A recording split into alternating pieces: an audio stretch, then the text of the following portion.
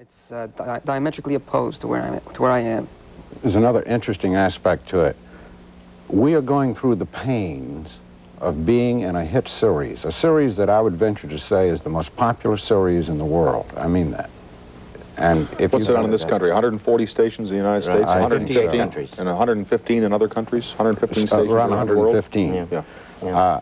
The mail comes from all over. Germany, England, it's the same there. It's just as hot and getting hotter all the time. It seems to be seething and multiplying. But we're going through the pains of doing a successful hit show without doing the show. And also not getting paid for it. No rerun money. Oh, no. We haven't received rerun money, I think, in what, 5 years? No rerun money. We were paid for in the first year's shows, we were paid up to 6 reruns. And the second and third year shows, we were paid up to 10 reruns. And we have not received any money for 5 years, so they must be up to the 35th or the 40th rerun, one or the other. But there's one thing that I would like to say that I think that is, I think all the actors, when they look within themselves and they look towards the future, is that one of the fabulous things about it, from my point of view anyway, is that here you are, still relatively young, and you are a member of a classic. And that is beautiful. Your great-grandchildren will still be seeing Star Trek. The shows will still be that good, you know, and they will last, and they will be saying... But as he says, it's also a little scary knowing that you're the star of a hit show. Of a ghost. And it's a ghost. That's true. That's right. Incidentally, I noticed in the film, it would not have helped to have a large stomach with the costumes that you were assigned to wear, huh? No, that doesn't help at all. No. No, it doesn't help. I hope they have different costumes for the feature. Let me pause for these announcements, and we will continue here with the Star Trekkers in 2 minutes and 5 seconds.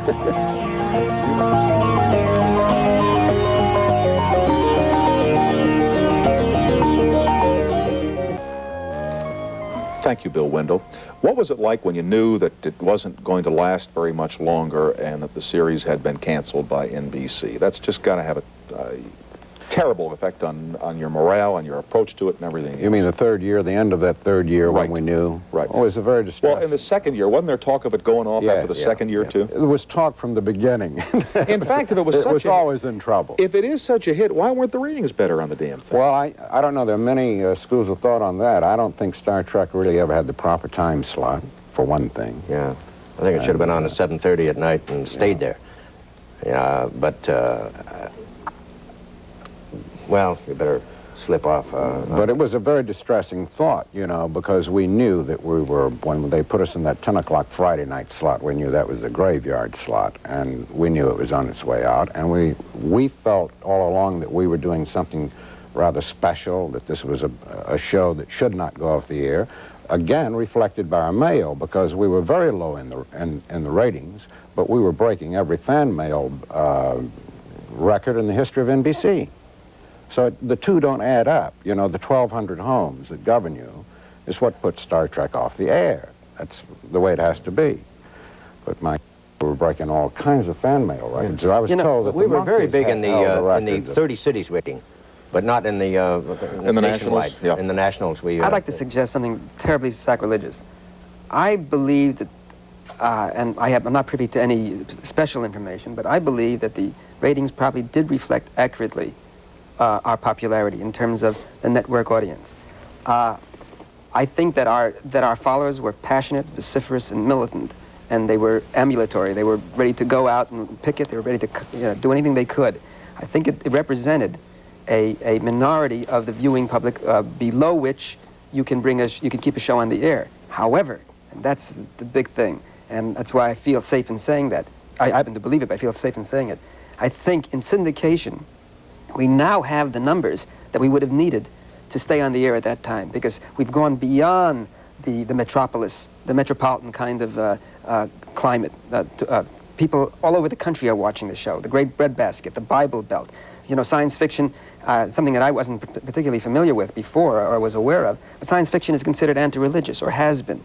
But with But with the continual repeating of the shows over and over again, we have picked up an audience all through the country that is diversified, that is not simply children, that is not simply college students, it is really the entire scope of this country. What you're really saying, Walter, is that when a local station has that program in its vault, it can schedule it at the time it feels it will reach the most responsive audience to it, instead of simply taking it down the line from the television network when the gods of power in New York decide it's going to be on.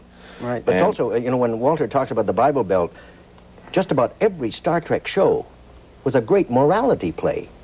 Also, you know, there was beautiful things said on there, and there was lovely truths that were stated, and everyone worked together in a loving way. You know, and all the characters worked. I'm just sitting here wondering. Now, suppose that one of the networks put it back into production for prime time. Not one. It would have to be NBC. They own the rights there. All right. Suppose NBC, which to level is not having one of the great rating years in its history.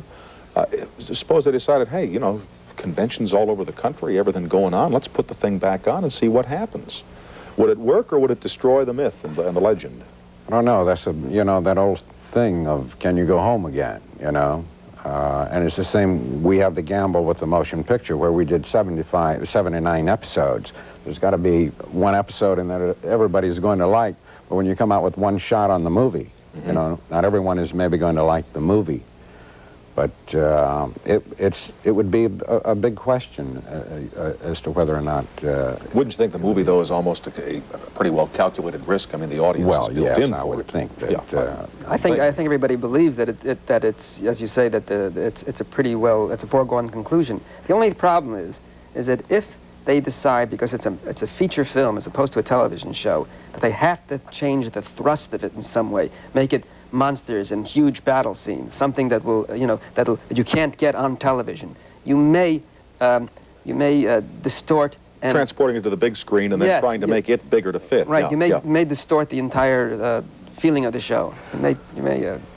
I think it needs a storyline, something on the order of the crew encountering Christ in space and finding out that Christ is actually Lucifer.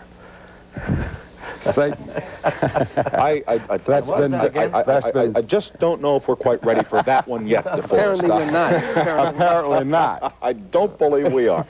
Let me just pause here for a couple of minutes for our stations, and then we will have Mr. Harlan Ellison out, who wrote one of the most popular episodes in the history of Star Trek, and we'll be right back after these announcements.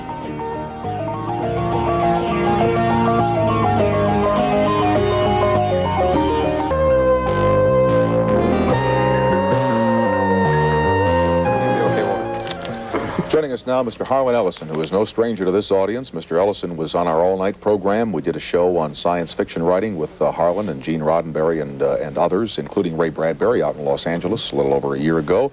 And Harlan wrote what many people consider to be one of the finest episodes of Star Trek, a program called City on the Edge of Forever. It won a Hugo, which is the science fiction award that year, and also the best outstanding dramatic presentation of that season on television. Joining us also Al Schuster, who has been producing Star Trek conventions around the country ever since the Star Trek phenomenon resurfaced. Harlan, how are you, my friend? All right? Have we told any lies out here about the show or the effort that went into it? Well, I'm getting... You're always the keeper of truth? Yeah, well, I know all these fellows, and they're truthful people, but I'm afraid I was developing diabetes from all the sweetness and light. That's all. Well, we can be prepared for a little sour then, eh? No. It wasn't all sweetness and light, but backstage things happen. There are arguments, are there not? Huh? There were...